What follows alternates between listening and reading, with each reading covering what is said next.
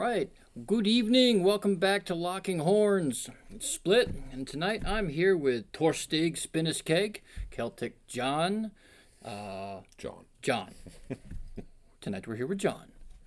Cool. And we are going to be diving into a little bit of his history, where he come from, how he came to walk the Norse pagan path, what it's done for him in his history, and we'll go from there. So, John, welcome. Skål. Skål. Good to drink with you. So, tell us a little bit about yourself, man. How did you come to live this lifestyle? Well, I'm 52 years old. I got started in the lifestyle, I guess, when I was probably about 20 years ago, 18, 19, 20 years ago, somewhere in there. Time flies, the older you get. The fascination that I've always had with heathenry was due to a movie, The Vikings, way back in the day. The early one, yes. Way back. Before Kirk Douglas, I think it was. Okay, I know of the film. Okay, yes, way before me. So before me. You had the Viking ship, and he was running down the oars, and that's when I fell in love with the ships, and inspiration from the original Vikings movie. Yeah, kind of hooked me as a child, specifically the ships. Okay, I got interested into the ships because of him running around the oars. Right. I just thought that was like the best stuff ever. And then later,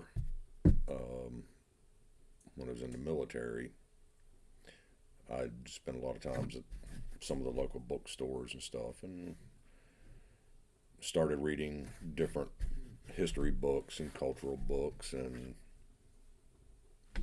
whatever you could get your hands on. Yeah, basically, because I still do love history.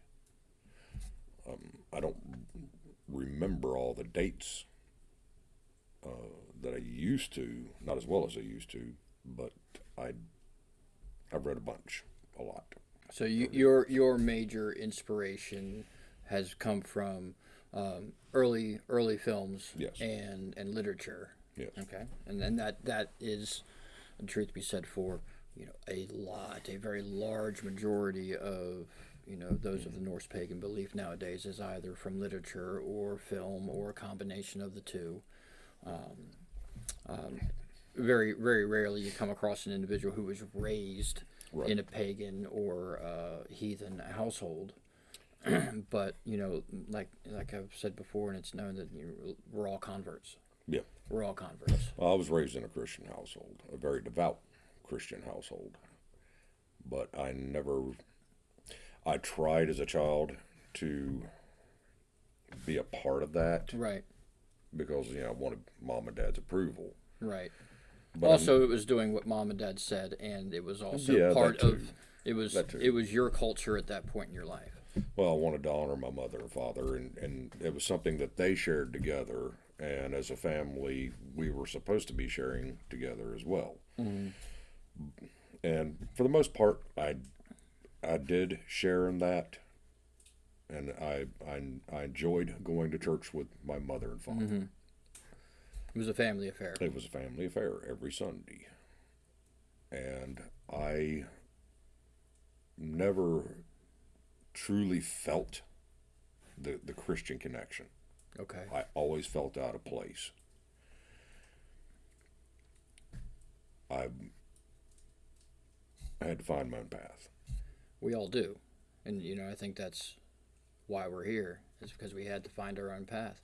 Some of us were shown the doorway, and Yes. and some of us had to find the doorway. Yes. I was shown a doorway. Something that I'd like to also bring up is for the longest time, I thought I was alone in the way that I believed, in the way that I felt. Yeah. And it wasn't until one of our brothers came along that it was just, everything just clicked. Yeah. Fell right into place. everything started making absolute sense. There was someone else you could bounce ideas off. There was somebody else I could bounce the ideas off of, talk to, who actually had more knowledge about being a heathen than I did. Yeah. And but you didn't know that at the time. No, I didn't know that at the time. But he also had more life experiences as being a heathen because he's 15 years older than me. Yeah. And he's been a heathen a lot longer than I have. And finding him was, without a doubt, one of my greatest experiences. Relationships, friendships. Yeah. I mean, he's truly my heathen brother. Yeah. So I owe him quite a bit. Quite a bit. I owe the same person. Yes, you do. Quite a bit, yeah. Absolutely. Skull. So you were military, Yeah. and retired at this point, I would imagine. Oh, yes. And so, being in the military, I personally, I come from a very large military family. There were farmers, and then there were the military sons. Right. Same here. Okay.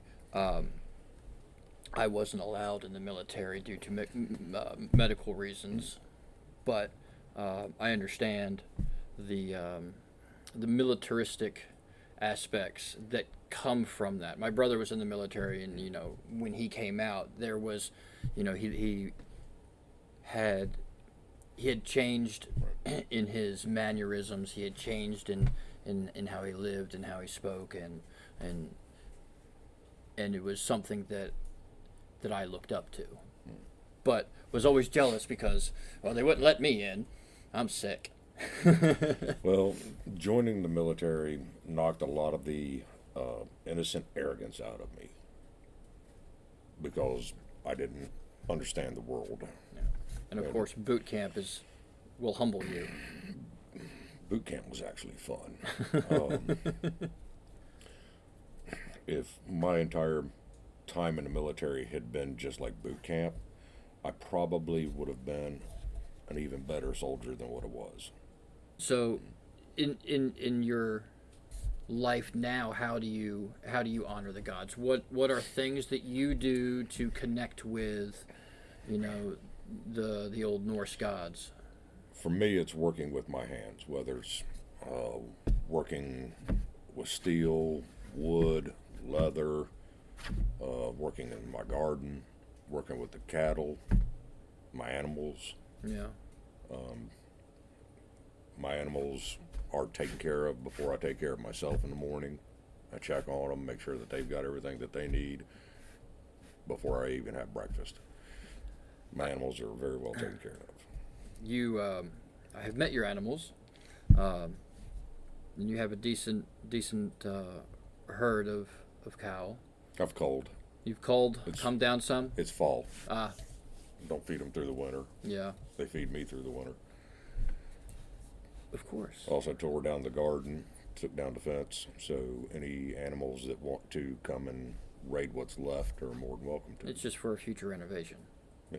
Yeah. Well, I mean, everything that they'll come in, they'll eat, they'll leave droppings, and that'll get turned back into the... You are living an aspect of Viking life. You're living an aspect of Viking home life. What they would have been doing at home when they're not on raids.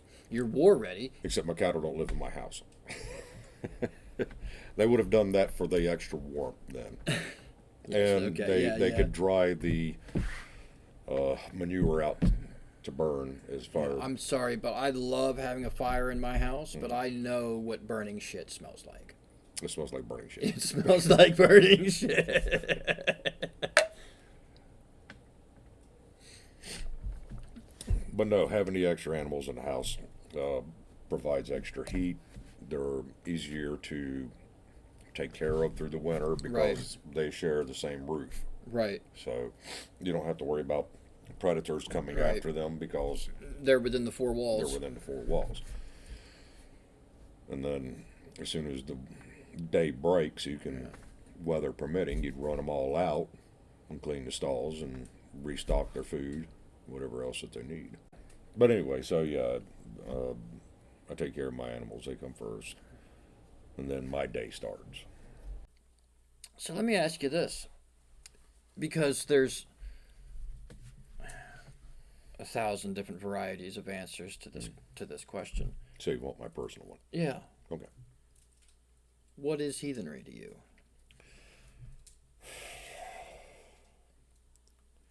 Being more in tune with the land and being more in tune with the spirits of the land. Being more in tune to my surroundings and everything. Everything has its own life.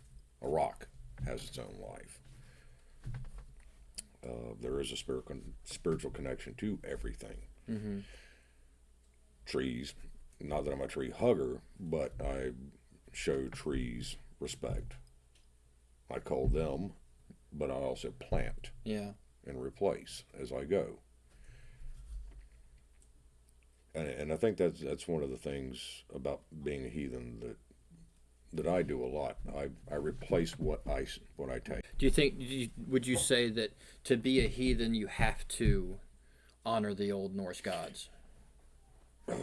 Or I do, but I cannot say that for somebody else, because heathen's kind of a loose term.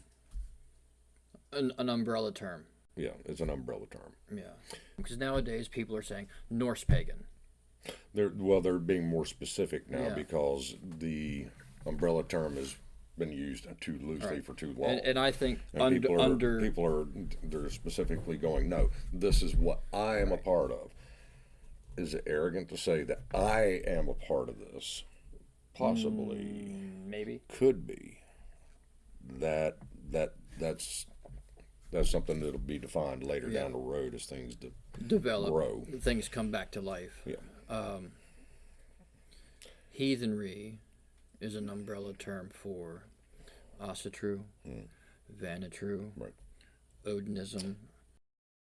It is safe to say that I follow specifically the Norse gods. Right, as do I. I hail them. Mm-hmm. I honor them as best I can in ways that I can. Absolutely. But I'm not Celtic pagan. Right. I'm not Wiccan. Which is another subject is to the Celtic John thing. Yeah, well, I'll have to explain that. Yeah, well, soon. We've got time. Okay. But heathenry has always been a path. Right. It's a path. Now that path includes it's like a 4-lane major highway. Mm-hmm. You know, the highway is heathenry, but you have different lanes that you can be in. Right. So, pretty much heathenry, without getting crazy specific. Yes. It's not Oriental in any fashion. No. It's not of that part of the world. But it's not Abrahamic either. No, it is of the northern parts of the world. Yes. Those cultures, those belief systems, what we know of them today. Yes. And how we try to honor those gods, and yes, reconstructionist in a way, because we are trying to bring it back. Yes. You know, we may be just a small section of this movement, but we are part of the movement. Right. You know, it's not just in the work that I do at my farm. I do put out offerings. I put out bread, meat, different types of nuts, and whatever animals or land whites or even the gods themselves are more than welcome to come and take it. I have a log that sits kind of high up, so if a raccoon wants to get to it, they got to climb a little bit to get to it, and that's fine. But I also keep a big bowl of cat food out in the barn for the wild cats and the other animals that have been dumped up there. You make it a point to give back. Oh, absolutely. Would you say that is a high priority item in walking with the Norse gods? It is. It's a way to... putting milk and honey into the garden before I till. I still do that. You still do that? Still do that. What is that directed towards? Freya. Freya, okay. So it's for the bounty. Yeah. But I also will take liver from the animals, and I will put the liver out to where other animals can get to it, like the crows, because I don't think we have any indigenous ravens as far. I don't think so. So any birds, raptors that want to partake on the liver that I lay out, which is right. And then they will then, like one of the best cuts of meat is the liver. My point is, and then they will, sweeten the soil. Sweetens the soil, comes back in. But you give back. But I give back something, somehow, of yourself, of your bounty, of what I try to. Yeah, I try to. Something, just some way, some connection to give back. I would agree with you 100%. That is definitely something. If the raptors don't take it, then possibly one of the fur animals will take it, and if one of the fur animals doesn't take it, then the earth will take it. And that's all. And that's all part of. So it's not truly wasted, because if the earth takes it, it still gets recycled back in. It's continuing the cycle. It's continuing the cycle, and it's kind of important. Or at least I find it, in my opinion. It's a necessary step. It is a necessary step, especially in the early spring. Yeah. So. And everything's starting to come back to life. Yes. But I try to, when I cut the limbs out of the trees for pruning, I will take the limbs, I'll put them out in the field, I'll let the limbs rot as much as possible, let all the leaves and everything go into the ground. I don't stick it in a garbage bag. No, I get that. A lot of the downed branches, and we live here in the woods, so it is a yearly process of cleaning up falling branches and stuff. But on one side of the driveway, I have literally built, this this wall of branches that have over the course of years has piled up and made a berm, and it's it's natural landscaping without having to move anything. No, it'll rot and it'll go back to the earth, which is good, because the worms love it, the beetles love it. It's providing homes. It's providing homes for a lot of creatures. Yes. A lot of creatures. So it is a necessity to give back to the earth. Now, yes, I drive a diesel truck, but I need a truck. I try not to drive. There are reasonable exceptions. You're not one of these guys that has gone absolute ape nuts with rolling coal or anything like that. No. You have a diesel truck. Period. Because you live on a farm, not because it's a joy. It's a little beat up, but I love that truck. But it's not your joyride. It is. I maintain it to keep it as stock as possible, so I do as least amount of damage as possible. Right. I mean, I'm not 16 years old running around in a 69 Camaro. But if you had a 69 Camaro, that's another conversation for another day. Take it down to 116, and we'll be right back. Yeah. We're going to take a short break while I see if I can't find a 69 Camaro.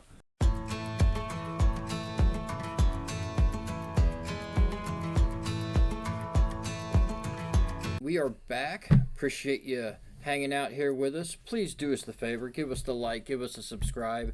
It really will help us get to the point where we want to get for future content. So, John, welcome back. Here we are, round two. Round two. So you were talking about, during our little break, natural gifts. Natural gifts. Given to us. Yes. By the gods. Yes. The gods gifted us with a mind. They gifted us with a heart, hands, and feet. So it's only natural for us to be creative. And with being creative, there's a responsibility.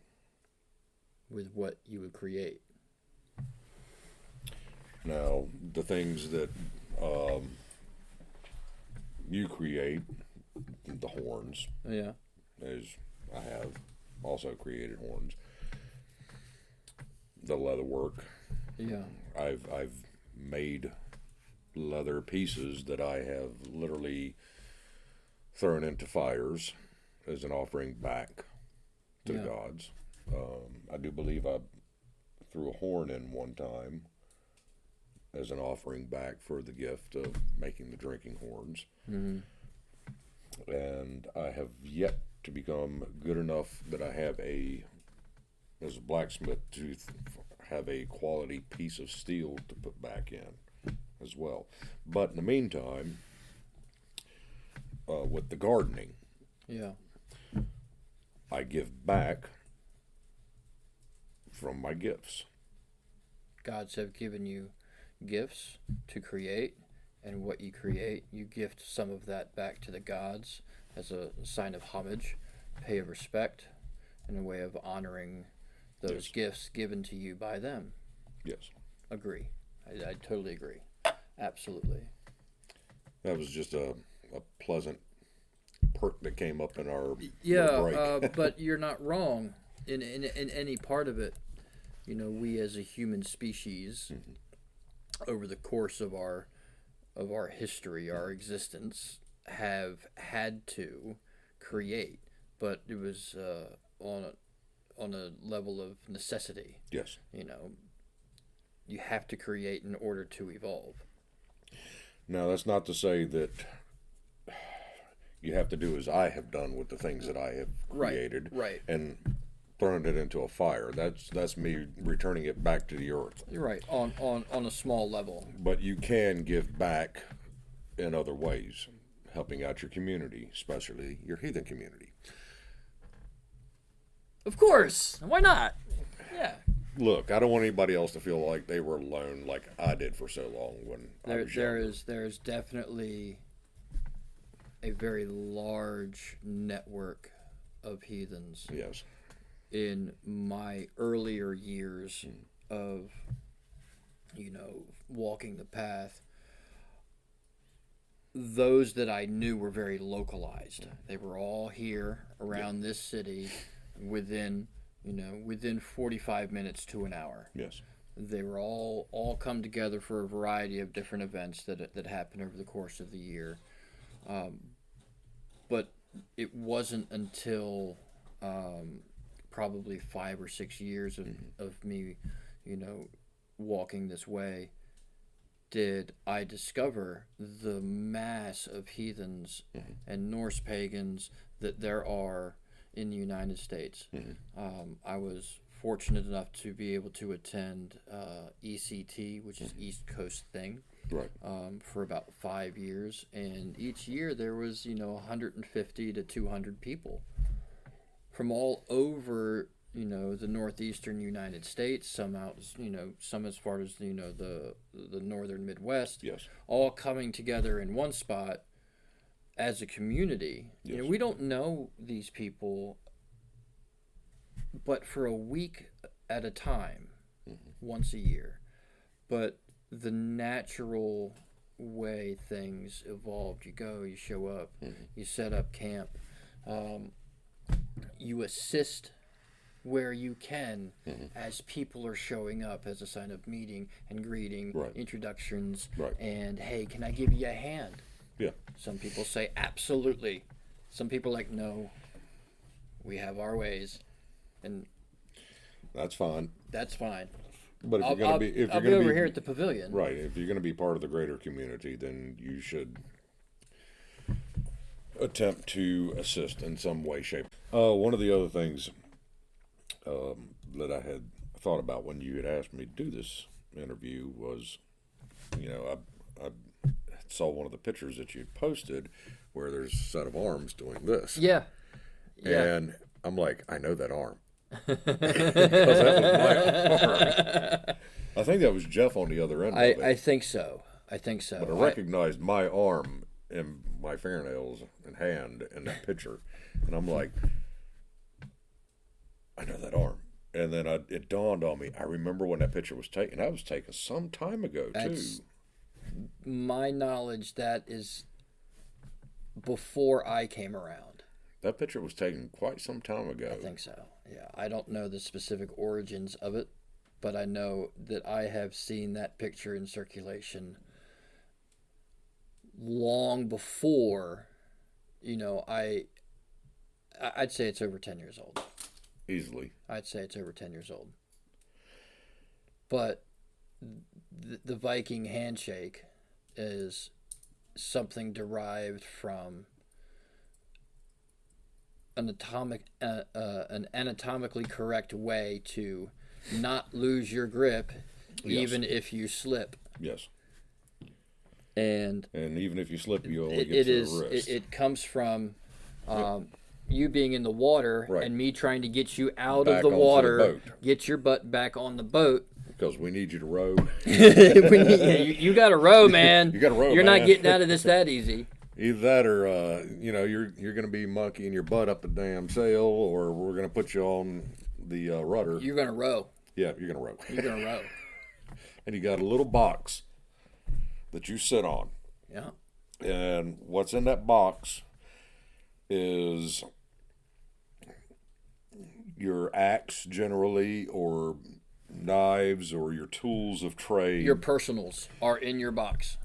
Then your personals, which might be from, in case you're married, the old lady gave you something nice as a lucky charm or something. Yeah, something.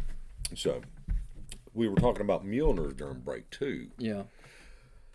You had said that I had gifted you your first Mjolnir. You did. You want to explain that one?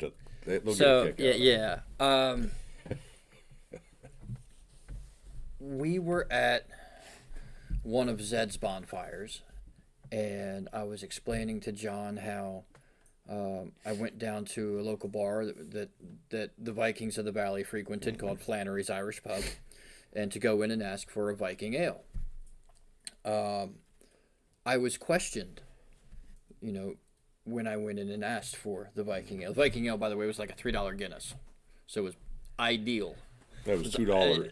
Was it $2 off? Well, yeah, it was for like for us. Yeah, it was $2 off, and that's when Guinnesses were, $5 a pint. Yeah, not $8, $9, $10. I like my Guinness. Cheaper days. So anyway, I was explaining to John, and we were sitting down at Zed's bonfire. They questioned me when I asked about, the Viking ale, and he said, "Do you have a Mjolnir?" And I'm like, "No, I don't. I don't have one yet." So he proceeds to take the chain from around his neck and hands me my first Mjolnir. And he says, "Keep that. That's yours. Yep. Wear it always. And if they question you again, just tell them that Celtic John sent you, and that's the end of that." And it was the end of that. That was the end of that. So I wore that Mjolnir for 5 or 6 years. And I gave it to my son when he was born, who is also named John, but named John after my father, not this ugly mug. Sorry. I'm pretty. Epic beard fashion, sir. I'm pretty, even without the beard. I'm not gonna say. I'm not gonna say. I used to be very. But the importance, I will say, of a Mjolnir is something special. When you have, it's like gifting a crucifix. It is exactly the same thing. It is. It is exactly the same thing. I remember growing up when I was gifted my first crucifix. I think I was 6. I think I kind of remember something along the way that now that you're going to wear it, that you need to earn it. Yeah. I think I remember mumbling something like that. You had said, and something along those lines you had said to me. I said the same thing to Mikey G when I gave him his Mjolnir too. Yeah, but you don't know where that one is. Did you have Thor comics as a child? Thor comics as a child, yes. Got a Thor comic T-shirt. But anyway, I have a collection of classic comics. I have some Thor comics. I mostly collected Punisher comics. I had a stupid amount of them. I gave them to a friend of mine one time. He helped me work on my house, and I was like, "Here, have 2 boxes of Punisher comics." Some of them were #1 issues too. I knew about Norse mythology because of comics as a child. Before I knew that Norse mythology was a thing as an adult. I didn't know that it was a thing, but I was always drawn to it. Always, once again, I always felt like I was being watched over, but I never felt like it was from the Christian God. But I always felt like, through my entire childhood, through my life, that I was always being watched over. Did you grow up in the city or? I grew up in the country. You grew up in the country. Yeah. I mean, my mom would bring me downtown, and I'd ride the skateboard through the back alleys, but that was the only place worry about that back then, it was the only place to ride your skateboard. The economy was in the crapper. All the buildings were boarded up, and this place was a ghost town back then. So now you're from here, though. I am from this area. Yes. Oh, gotcha. Born and raised. Got a local. Got a local. Local. Graduated at the school right down the street from here. I hate that place. Always thought it was a prison when I was driving by it, or my mom was driving by when I was younger, because it had chain link fencing all the way around the place. So I thought it was a prison. No, school. No, come to find out that would be my future high school. Yeah. I didn't like the people there. Most of them were extremely arrogant, snobbish, self-centered. Better than you. No. They thought so. They thought so. Yeah. That's high school, man. But that's high school. That's high school. But you don't know that that's high school until about 2 or 3 years after high school. Bunch of trifling bleeps. So, very trifling bleeps. Everybody had their little clique. Unnecessary and I never needed a clique. Yeah. Because I always kind of knew who I was. And I knew that I didn't need to hang around with these people to be me. Yeah. Especially when I turned 16 and my parents bought me that 69 Camaro. They kind of regretted it. Oh, yeah, I totally was supposed to look up a 69 Camaro for you, but totally didn't. Yeah. Not going to happen. They're expensive now. Very expensive car now. My first car, 69 Camaro, $1,400. And I got in so much trouble with that car. And I'm talking before I graduated. Yeah, my first cars were, let's see, I had a $500 Dodge Aries K car, like 1987. I had, a Dodge Duster 1991, the ugly one. Yeah. And then I tried to take the motor out of the Duster and put it into the K-Series, and that totally did not work at all. I wrapped the 69 Camaro around a tree. You should go find the tree. Oh, I have. It's not far from where I live. Still there? Oh, yeah, it's still alive, but a big chunk of bark missing out of it because the tree's grown taller over the years. I'm sure it has. So where I hit it is further up now. Right. So my parents, they felt bad for me. I was working at a gas station, cleaning the car wash stalls. I'd sweep up the lots, and then I would go to school. Then I'd get off school, and then I'd go back to that gas station, and then I would mow the lawn, and I'd plant the flowers because the home office was right above their gas station, the main gas station. So I took care of all their landscaping. And when I wasn't doing that, I was working at one of the local auto parts stores. So 16 to 18 years old, I had my hustle on. Yeah. I mean, gas was 86 cents a gallon, and that was outrageous back then. My dad was going to lose his mind. My first job, aside from working on the farm, was working at the feed store. I was 15 years old. I would get off the bus. I would get on a different bus from the school. But this is a school that my dad taught at, so he signed the paperwork and said, right. Get dropped off at the feed store, and I would be loading trucks with feed for the next 3 hours, 3 or 4 days a week. I think that there is definitely a significant higher percentage of heathen folk that come from the country. Yes.